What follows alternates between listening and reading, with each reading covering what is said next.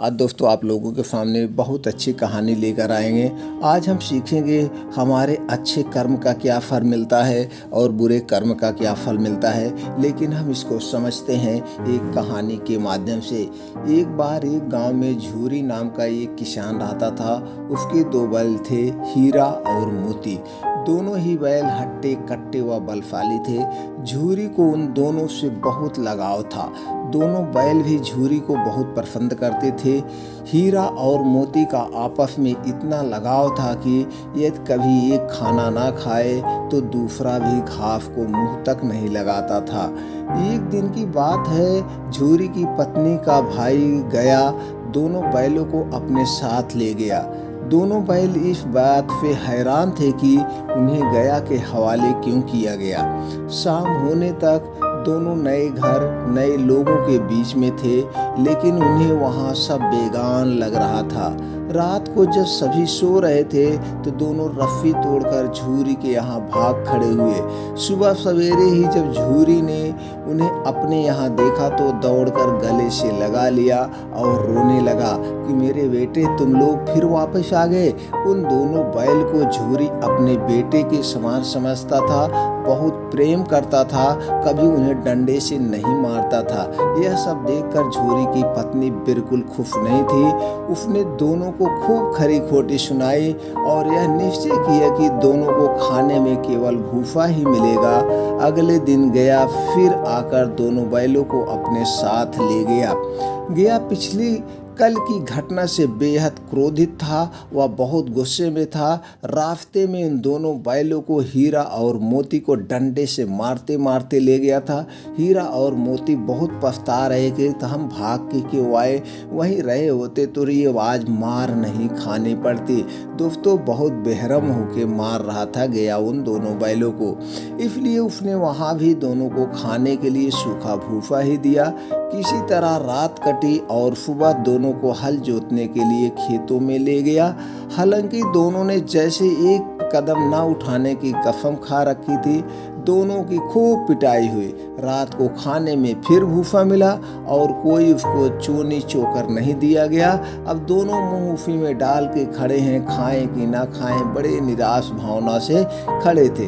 तभी वहाँ एक छोटी सी लड़की आई और दोनों को एक एक रोटी खिलाकर चली गई। एक एक रोटी से दोनों का पेट तो नहीं भरा, लेकिन उनके दिल को सुकून जरूर मिल गया था। पता चला कि उस लड़की की सगी माँ के मरने के बाद वह सौतेली माँ के पास रहती है। उसकी सौतेली माँ उसे मारती रहती है। शायद यही वजह थी कि उसे बैलों के लिए अपनापन था। दोनों उस छोटी लड़की के बारे में सोचकर चुपचाप समय बिताने लगे। एक रात दोनों ने सलाह की कि वह दोनों गले में बंधी रस्सी को चबा चबा कर तोड़ देंगे और वहां से भाग जाएंगे। ये दोनों हीरा और मोती ये निर्णय इसलिए ले रहे थे क्योंकि इनको खाने को सिर्फ भूसा मिल रहा था और कुछ नहीं मिल रहा था। ऊपर से गया हमेशा जब भी इनकी तरफ आता लाठी उठाता और लाठी से इनको पीटता। रोजो भाग गए थे, इसलिए इसको अपना क्रोध गुस्सा इसके ऊपर हमेशा उतारते रहते थे, जिससे हीरा मोती एकदम बोर हो चुके थे। अब फौज को पास भागने के अलावा कोई चारा नहीं था। उसी रात जब वह रस्सी को तोड़ने की कोशिश कर रहे थे तो वही छोटी लड़की वहां आई और उसने दोनों को रस्सी से आज़ाद कर दिया। दोनों ने छोटी लड़की से विदा ली और दौड़ने लगे, लेकिन ये सोचते हुए कि अगर हम भागे तो जा रहे हैं, लेकिन कहीं इस लड़की के ऊपर अबजफ ना लगे, इसको कहीं ना कहे। इसलिए लड़की ने भी कि अपने बचत के लिए कि ये दोनों को जब छोड़ दी तो चिल्लाने लगी कि अरे अरे दौड़ो दौड़ो, बैल दोनों तोड़ा के भाग जा रहे हैं। इतने में गया को इसकी खबर लगी और वह अपने आदमियों के साथ उन दोनों को पीछे दौड़ पड़ा। हीरा और मोती इतना तेज भागे कि उन्हें अपने घर का रास्ता भी याद न रहा। वह रास्ता भटक गए।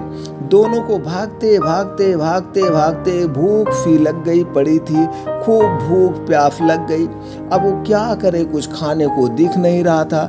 आगे भागते भागते जाते हैं तो रास्ते में एक मटर का खेत था। दोनों वहां जाकर जमकर मटर खाएं और अपना पेट भरें। अभी दोनों खेत में चर ही रहे थे कि वहां एक सांड आ धमका। दोनों ने हिम्मत दिखाकर उसे वहां से खदेड़ दिया। इतने में मटर के खेत के सेवक हाथों में डंडा लिए आ पहुंचा।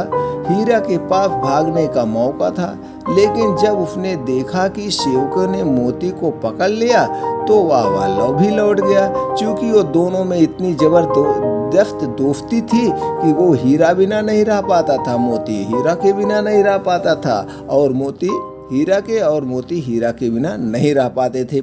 लौट आया। दोनों बैलों को पकड़कर मवेशी खाने में बंद कर दिया गया। उस मवेशी खाने में बहुत से जानवर कैद थे। वहाँ कई बकरियाँ थी, घोड़े थे, भैंस थे, गधे थे, सब लोग थे, लेकिन किसी को खाने को कुछ नहीं दिया जाता था। इस वजह से सभी जानवर कमजोरी के कारण जमीन पर बेजान पड़े हुए थे। ऐसे लग रहा कि सब जानवर मर चुके हैं, किसी के शरीर में कोई जान ही नहीं है। जब पूरा दिन बीत जाने पर भी खाने को कुछ न मिला तो हीरा के सब्र का बांध टूट गया। उसने बाड़े की कच्ची दीवार पर जोर से अपना सींग गड़ा दिया। इससे मिट्टी का एक टुकड़ा निकल आया। यह देखकर हीरा को हिम्मत मिली और वह दौड़ दौड़ कर अपने सींगों से दीवार की मिट्टी गिराने लगा। यह सोच कर कि हम कुछ देर में इस पूरी दीवार को गिरा देंगे और हम हीरा और मोती तो भाग ही लेंगे, साथ में और जो बेचारे जानवर फंसे हुए हैं, बेचारे बिना खाए मुरझाए हैं, ये भी भाग लेंगे। तभी मवेशी खाने का चौकीदार हाथ में लालटेन लिए जानवरों की हाजिरी लगाने आ पहुंचा। हीरा की करतूत देखकर उसने उसके डंडे से पिटाई करना शुरू कर दी। उसे मोटी रस्सी से बांध कर वहां से चला गया। उसको इतना मारा कि उसके पीठ में कुल मोटे मोटे गड़ारे पड़ गए। मोती हीरा रो रहे हैं कि भाई कितना मारा, और जो जानवर थे वो लोग सोच रहे थे बेचारा हमको तो बचा रहा था, बेफालतू में मार खा गया। हीरा ने मोती से कहा, आज अगर यह दीवार गिर जाती तो यहाँ बंधे हुए कितने ही जानवर आजाद हो पाते। यदि ये थोड़े दिन और यहाँ रुके तो कमजोरी से इनका मरना निश्चित है। यह सुनकर मोती बोला, अगर ऐसी बात है तो मैं जोर जोर से लगाता हूँ। ऐसा कहते ही मोती ने दीवार में उसी जगह वार किया और लगभग 2 घंटे की कड़ी मेहनत से दीवार को तोड़कर गिरा दिया गया। दोनों के गिरते ही घोड़े, भैंस, बकरियां सब जल्दी से भाग गई, लेकिन गधे वहीं खड़े रहे। लाख मनाने पर भी गधे अपने डर की वजह से वहीं खड़े रहे। उधर मोती अपने दोस्तों हीरा की रस्सी को तोड़ने की पूरी कोशिश करता रहा। अब जब सुबह होने वाली ही थी कि हीरा ने मोती से कहा, दोस्त मुझे नहीं लगता है कि आज यह रस्सी टूटेगी। तुम यहाँ से भाग जाओ वरना सबको पता चल जाएगा कि यह सब तुमने ही किया है। मुझे यहीं छोड़कर तुम चले जाओ। यह सुनकर मोती की आंखों में आंसू आ गए। वह हीरा से बोला, मित्र मैं इतना स्वार्थी नहीं हूँ कि मुश्किल के इस समय में तुम्हें छोड़कर चला जाऊँ। मैं मरते दम तक तुम्हारे साथ ही रहूँगा, चाहे मैं तुम्हारे साथ कितना भी मार क्यों ना खाऊं। मुझे हर अपराध की सजा स्वीकार है। कम से कम इन जानवरों की जान बचाने का आशीर्वाद तो मिलेगा। इतना कहकर मोती ने गधों की सींग मारकर बाड़े से बाहर भगा दिया और स्वयं हीरा के पास आकर सो गया। सुबह होते ही चौकीदार, मुंशी व सेवकों को जब इसकी भनक लगी तो मोती की खूब मरम्मत हुई और उसे भी मोटी रस्सी से बांध दिया गया।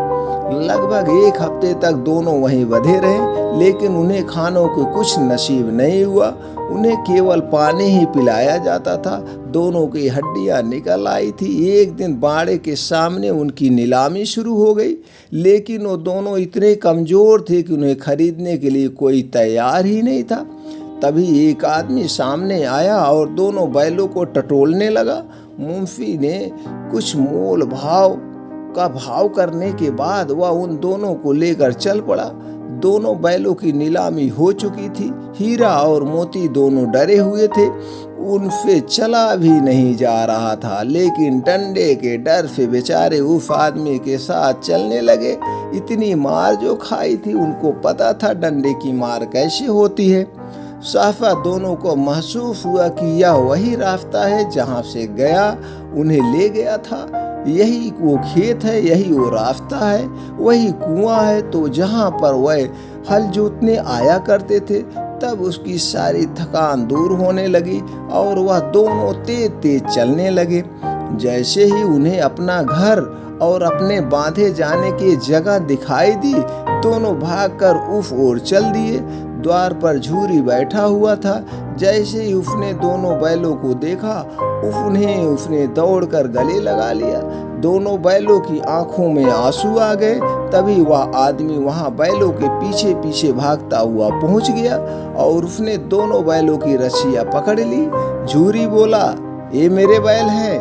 आदमी ने कहा, मैंने इन्हें मवेशी खाने से नीलामी में खरीदा है।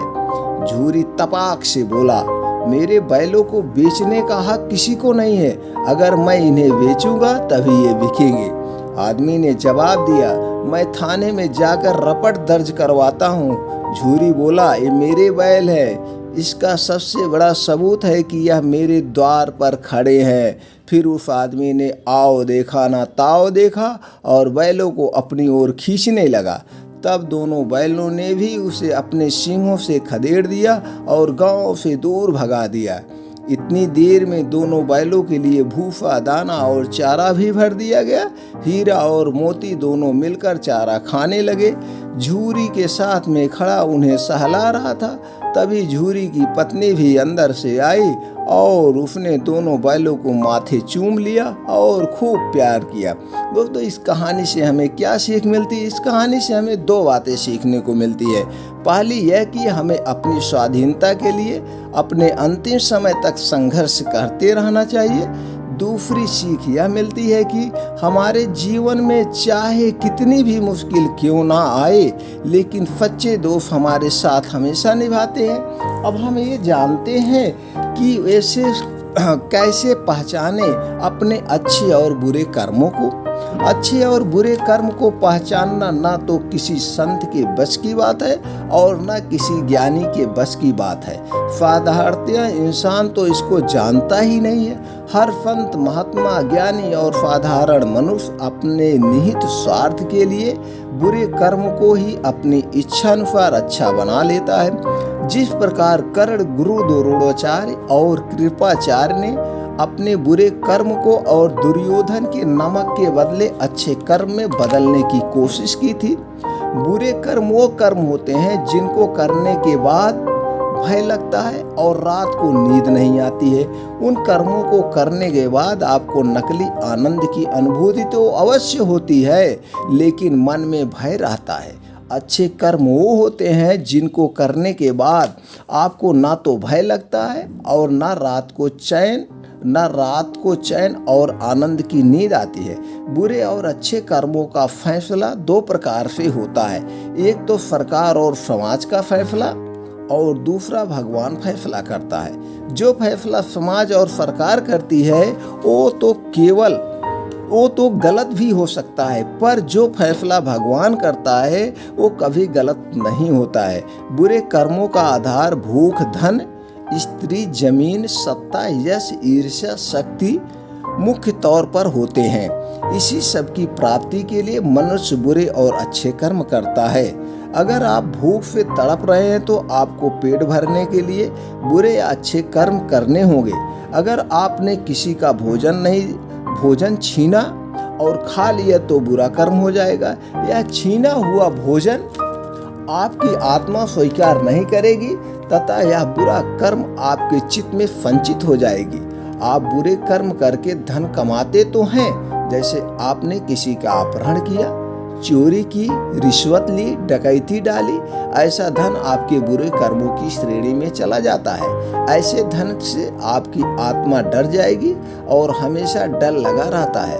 सबसे ज्यादा बुरे कर्म स्त्री को लेकर ही होते हैं, क्योंकि स्त्री की आत्मा का संबंध तो सीधे सीधे आपके कर्म के साथ होता है।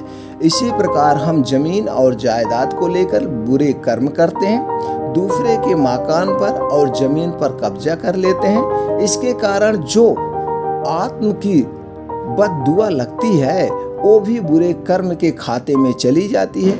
इसी प्रकार फत्ता प्रत के लिए हम जघन्य बुरे कर्म करते हैं, अपने निहित स्वार्थ के लिए लाखों लोगों की हत्या कर देते हैं या करवा देते हैं। इसी प्रकार हम अपने यश और शक्ति को बढ़ाने के लिए दूसरे लोगों के यश और शक्ति को कुचलते हैं।